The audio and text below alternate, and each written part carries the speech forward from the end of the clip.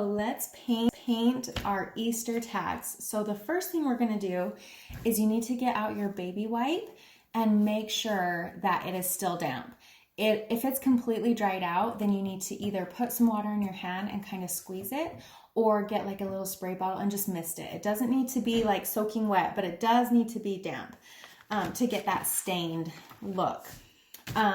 So first of all, put something down to protect your surface, whether you open up the box that your kit came in or use a piece of paper, whatever you would like. I'm just going to squirt a little bit of paint. Oh, just started coming out faster than I expected. Okay, so I'm going to wrap the baby wipe around my finger and then go in the direction of your wood. So I put just a little bit, not too much. And then I'm just gonna start painting it.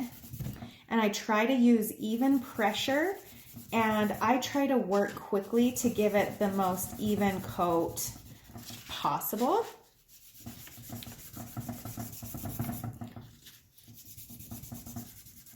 And you'll see how this will be like really easy to customize. I'll show you towards the end. Okay, and then when you kind of fill your baby wipe, if it kind of starts breaking down, then I just move it a little bit. Sorry, my paint bottles are making it sound like I'm having an earthquake. I should have, I'll go this way so it stays on camera. I should have moved everything off. Okay, so you can see how it's kind of splotchy and uneven. So you have two choices at this point.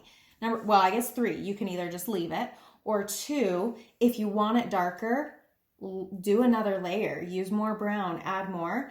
But I want mine a little bit lighter, so I'm gonna take this clean part of my baby wipe and I'm gonna use quite a bit of pressure, and I'm just going to wipe across it, and that's going to even it out a lot. See how it picks up a lot of that brown? You can also use your sandpaper. So I'm just using quite a bit of pressure actually, and it's going to give me more of the look that I'm going for. Oh my gosh, I really should have cleaned off my table. I didn't realize it was going to be so loud. Okay. I don't know if you can tell from the video, but it really evened it out instead of being so dark and splotchy. I actually really like how that turned out. Okay, it's still going to dry, so mine is actually probably going to lighten just a little bit because now it's pretty wet. But I'm going to set this aside. And then I'm going to pull, so these little circles, they are spacers. That's what your tags are actually going to hang on. So we need to be getting the bigger circles. And then I'm just gonna feel mine.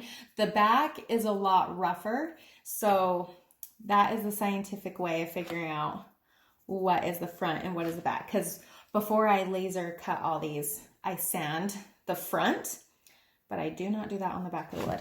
So same thing, just do a tiny bit. And with these little pieces, what I usually do is put paint on and then kind of rub it off onto your box. And then I'm just going to go ahead and quickly paint like this. And then since there's such small pieces, I'm gonna do all three, and then I'll go back and just quickly wipe it off with the wipe, just so that it's not so solid.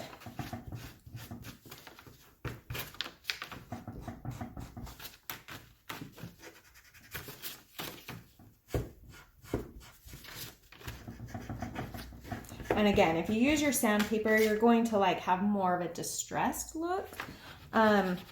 Some of you asked for a darker brown stain, so yours is going to look darker. I had somebody use white, somebody used black. So realistically, using the baby wipe gives you the stained look, without using stain. But if you wanted it solid, just keep doing the technique and just really kind of, if you want it solid, just slather it on. You can realistically paint full coverage with the baby wipe. So you don't have to have the wood grain show through just because you're using a baby wipe. Okay, now I'm going to set this aside. I'm sure that, you know what, I did have a couple. I was going to say, I think all of you are repeat customers, and so you probably know the process by now, but I do have a couple new people who bought these. So I'm going to explain the painting process, and then I will press pause. I'm going to finish painting so you don't have to watch me paint the whole thing, and then I'll come back when it's time to put it all together. So you're going to get your wedge. Your paint is obviously inside your container. You don't need a ton on your wedge, and then dab on your box or your piece of paper so that you don't have a lot on your wedge. The first thing you want to do is on this shiplap piece, don't immediately start painting on the lines. Otherwise you're going to get paint inside. So I would start off the side and then gently go over the lines. So start in a solid piece, dab off most of the paint, and then very lightly dab over the shiplap lines. Now, if this is your first time painting, just be aware that I always recommend planning on doing at least 2 coats of this paint process. If you do 2 really light coats versus 1 heavy coat, you are going to be a lot happier with the coverage. It's going to be a lot smoother. You're not going to have runs. It's not going to be uneven.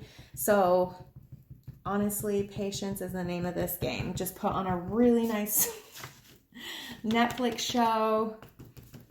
This is where I usually watch either true crime.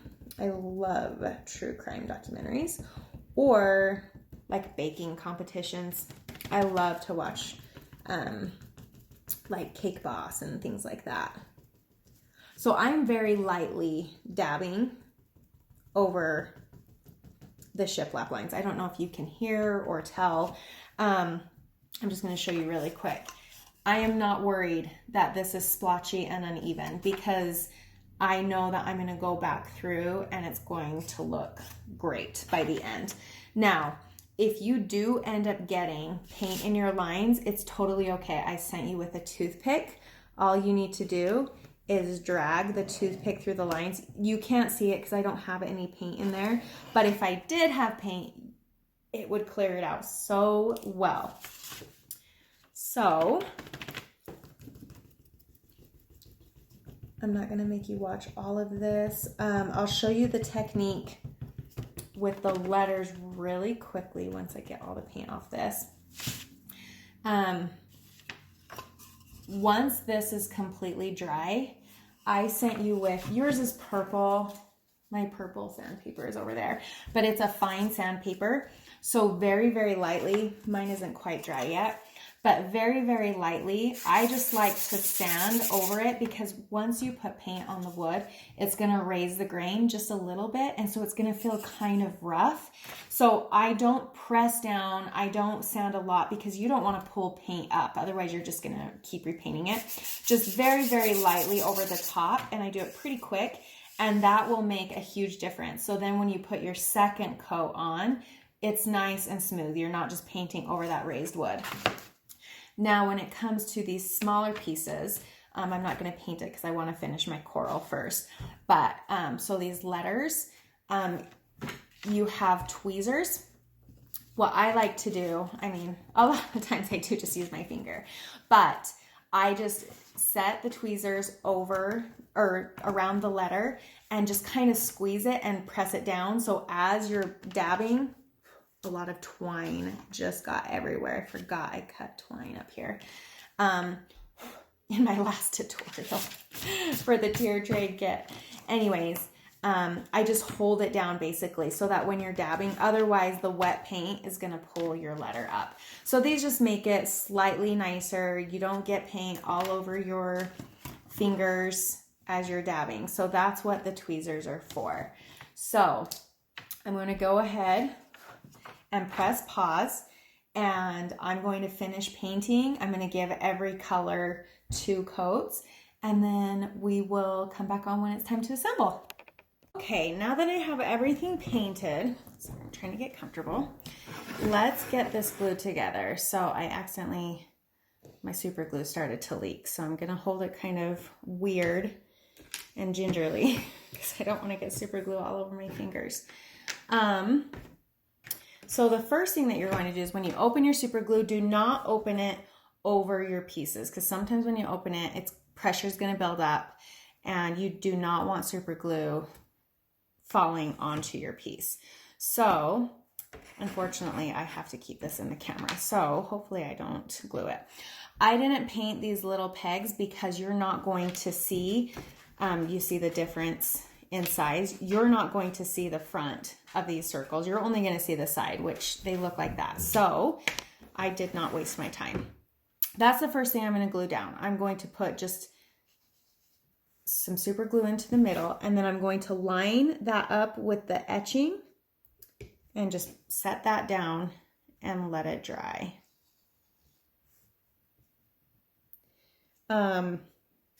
If you have wood glue is an awesome choice for this. So I built another one of these, and I use this process because I wanted to make sure it would work.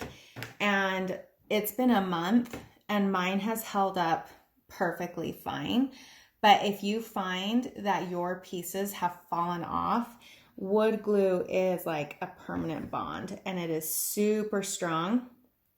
So the kind I like, this is what I use for like the pieces that I make and sell people. Either this one or there's like a tight bond. Realistically, all wood glue should be pretty good. Okay, once these are dry, then you're going to want to glue your knobs. So this is where the tags are going to hang on here, and then the knobs are kind of like, do you see that? So the tag is going to go over onto these little pieces, and then this is more decorative. So I'm just going to put my super glue directly onto the small knob, just so that I don't have to guess where the glue goes. And then I'm just gonna look underneath it to even it up. You saw me twisting it. It's because I wanted my wood grain to follow the same direction as my back piece. Not absolutely necessary, but I like it. Just looks nicer. Eyeball that. And I think let's be in the middle. Am I even on screen? Yes. Okay. And then I'm going to go ahead and set that aside to completely dry. So let's do our tags. A little super glue goes a long ways. You don't need a ton. That sticker tells me what kind of wood I bought. And I just kind of eyeball where I want that to go. And hold that down. Call that good. Okay. These are bigger letters. I have a technique if they're small letters where on my box, I squirt out the glue and then I dab the letter in, dab the excess glue off, then dab it, or then put it down. But I think that these letters are big enough that you don't need to do that. You don't have to get super glue on every single spot of exposed wood. These are just little letters. They're hanging inside. If you're putting these outside, I would suggest, well, I should say, if they're just hanging on your door, then that's okay. But this kind of stuff should not be in exposed weather, because you need to treat them. But I'm assuming these are all going inside your houses.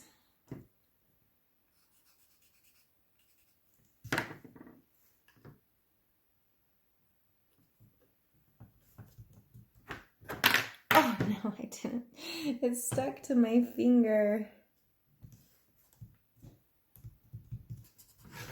Even I get super glue on my fingers all the time when I'm using super glue.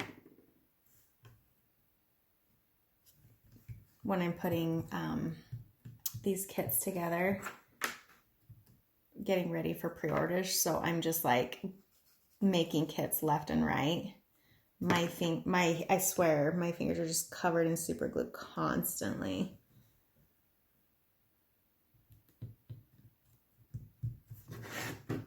Okay.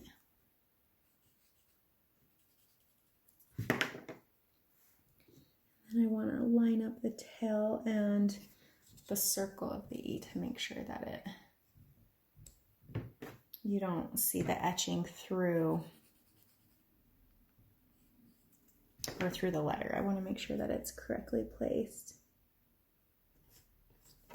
I mainly just hover the letter over and make sure that it's lined up before I press down. Now with the S, I think this one might actually be the exact same. Yeah, it looks like it's still. Sometimes S's really matter whether it's up or down.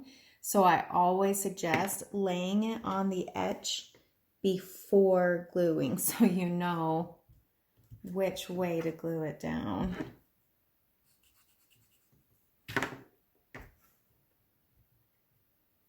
It might, I don't know if you can tell on the video, it might look like I'm putting a ton of glue on when I'm going back and forth, but it's because I'm squeezing so lightly that sometimes glue doesn't come out. You do not need a lot of super glue. The more you use, the more that's going to like splurge out the side, and then you're going to see super glue all over, and you don't want that.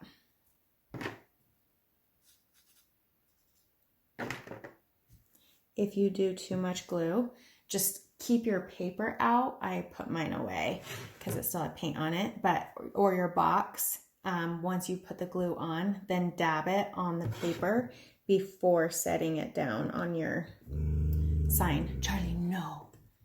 He sees another dog outside. He might start barking. Hopefully not. Okay. They should be dry enough for now. Okay, then I'm going to get my twine. And you can tie it anyway. If you wanted it longer than I had in the pictures, you could tie it like singly and then like tie a little loop. But how I tie mine, sorry, I'm gonna lift this up because it felt like I was really low.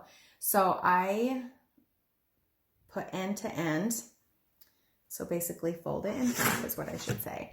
Then I'm gonna go from front to back of my tag, and then I just pull through just like that, and then I tied this together just a little bit on the top. Do a little knot.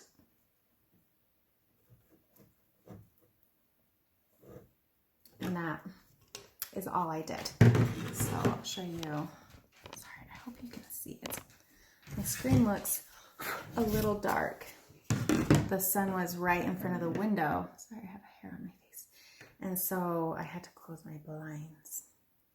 Okay, so fold end to end in half.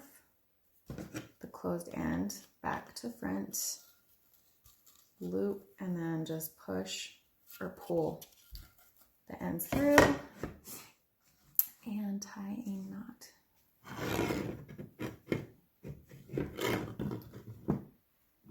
Okay, so when I did my first one, I let everything dry for a full day, but since it's super glue, I don't know that you really necessarily need to do that. I'm just letting you know what I did.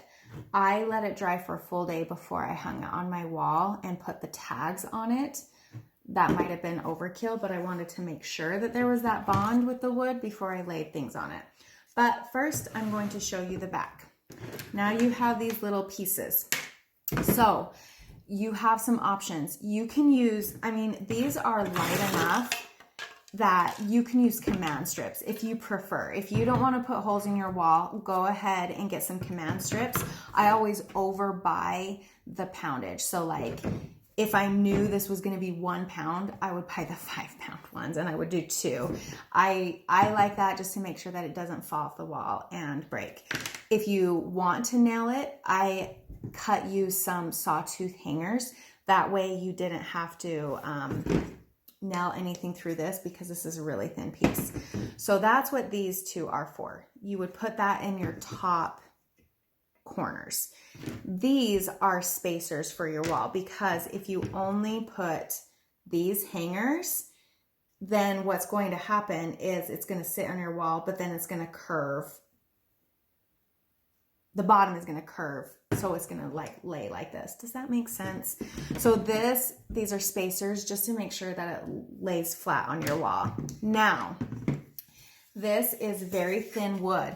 It is going to warp with the humidity, with the weather. It shouldn't warp a crazy amount, but you might, like right now, this is actually very, very straight, but earlier today, it wasn't. Yeah, this is actually very straight, and it was not earlier today. So unfortunately with thin wood, just that's expected. So if yours is warped, then it's fine with these spacers. That will make it fine. Again, when I'm like making them professionally, if you don't want it to warp, then you would use thicker wood. And I am happy to do that for anybody. It's just going to cost a lot more because lumber is so expensive. Unfortunately, I've really cut down on custom orders because I keep hoping, honestly, that they'll go down in price, or lumber will go down in price, and I don't know if that's going to happen. I think I'm just wishing for a miracle. Okay, where I did mine, just so that I didn't have to guess, I literally lined mine up with the bottom ends. So like I lined it up with the bottom here and with the side. And that's what I'm going to do with my sawtooth hangers. I'm flipping this around so it's easier for me. I'm going to line mine up right with the edges. It just makes it easier so I don't have to try to guess how far in to do it. Okay, this I want to glue really, really well. Again, you still don't need a ton. A ton of glue isn't going to change anything, but I wanted to make sure that every piece had glue on it because this is what's going to be hanging.